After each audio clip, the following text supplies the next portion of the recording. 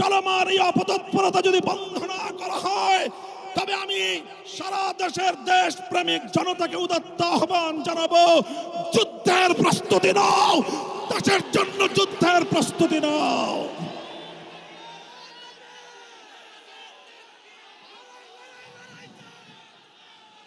আমরা আমার দেশের প্রতি ইঞ্চি মাটি আমার জায়নামাজের মাটি। আবার বলছি, আমার স্বাধীন বাংলার প্রতি ইঞ্চি মাটি আমার পবিত্র জায়নামাজের মাটি। দিল্লি বা ওয়াশিংটন, পিকিং বা মস্কো, যারা এ মাটির দিকে চোখ তুলে তাকাবে, আমরা তাদের বিরুদ্ধে বারুদ হয়ে মাঠে নামবো ইনশাআল্লাহ। সংগ্রামী সাথী ও বন্ধুগণ, ফ্যাসিবাদী আওয়ামী লীগকে সন্ত্রাসী সংগঠন হিসেবে ঘোষণা করবার যে দাবি জানানো হয়েছে, মনে করবেন না এটা আমাদের দুর্বল কোনো দাবি।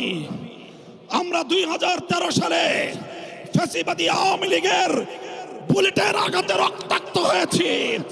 2021 সালে আমাদেরকে হত্যা করেছে, বছরের পর বছর বিনা বিচারে আমাদেরকে কারারুদ্ধ করে রেখেছে। সেই সন্ত্রাসী সংগঠন আওয়ামী লীগকে আবার বাংলাদেশের রাজনীতিতে যদি পুনর্বাসন করবার কোন দুঃস্বপ্ন কেউ দেখেন, তাহলে আমরা পরিষ্কার ভাষায় বলে দেই, তার সঙ্গে আমরা আওয়ামী লীগের চেয়ে ভিন্ন কোনো আচরণ করব না। শেখ হাসিনা গিয়েছে যেই পথে, আওয়ামী লীগের দালালরাও যাবে সেই পথে। কোন রাজনৈতিক দল অথবা সরকারের মধ্যে ঘাপটি মেরে বসে থাকা ফ্যাসিবাদের কোন দোসর যদি বাংলার রাজনীতিতে এই ফ্যাসিবাদী শক্তিকে পুনর্বাসিত করবার পায়ে তারা চালায়, তাদের সঙ্গে আমরা লড়াই করব ইনশাআল্লাহ। সংগ্রামী সাথী ও বন্ধুগণ, সর্বশেষ আমাদের কথা হলো এই, শাপলার শহীদ যারা শাহাদাত বরণ করেছেন, ইনশাআল্লাহ হেফাজতে ইসলাম বাংলাদেশ প্রতিটি শহীদ পরিবারের পাশে দাঁড়িয়েছে। শাপলার সকল শহীদদের পরিচয়গুলো যতটুকু সম্ভব ফ্যাসিবাদী আমলে অধিকাংশ বীর শহীদদের লাশ গুম করা হয়েছে, লাওয়ারিশ হিসেবে তাদেরকে দাফন করা হয়েছে।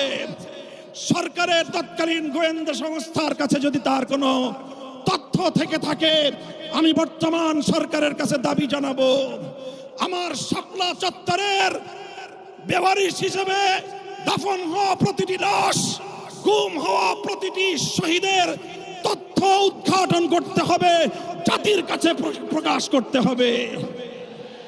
এর বাইরে গোটা বাংলাদেশে যতজন বীর শহীদান রয়েছেন, প্রত্যেক শহীদের পরিবারের সঙ্গে যোগাযোগ করে আমাদের সর্বশেষ ভেরিফিকেশন এবং যাচাইয়ের কাজ চলছে। ইনশাআল্লাহ আমরা শাপলার রক্তে রঞ্জিত এই মে মাসের মধ্যে হেফাজতে ইসলামের পক্ষ থেকে আমাদের ভেরিফাইড সেই সকল বীর জাতীয় শহীদদের পরিচয় এবং তাদের গৌরবগাথা ইতিহাস জাতির সামনে আমরা তুলে ধরবো ইনশাআল্লাহ। সেই সকল রক্তরাঙা শাপলার বীর শহীদদের স্মৃতি বিজড়িত ইমানের দুর্দমনীয় কাফেলা, শাপলা চত্বরের শহীদি কাফেলা হেফাজতে ইসলাম বাংলাদেশকে আমি আজ বাংলাদেশের স্বাধীনতার অতন্দ্র প্রহরী হিসেবে ঘোষণা করতে চাই। আমরা বলতে চাই, বাংলাদেশের ইসলাম এবং স্বাধীনতা এক সূত্রে গাথা। বাংলাদেশের ইসলাম এবং স্বাধীনতা এক সূত্রে গাথা। যারা বাংলাদেশে ইসলামের উপর আঘাত করে, তারাই স্বাধীনতার দুশ্মন, তারাই স্বাধীনতার শত্রু। আগামী দিনে দেশ এবং ইসলাম স্বাধীনতার এই শত্রুদেরকে যেখানেই পাওয়া যাবে সেখানেই প্রতিহত করতে হবে, সেখানেই প্রতিহত করতে হবে।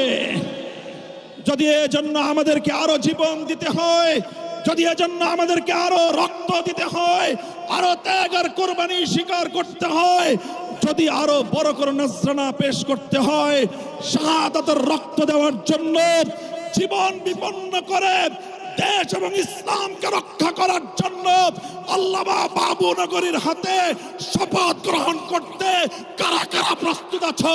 হাত তুলে শপথ করো।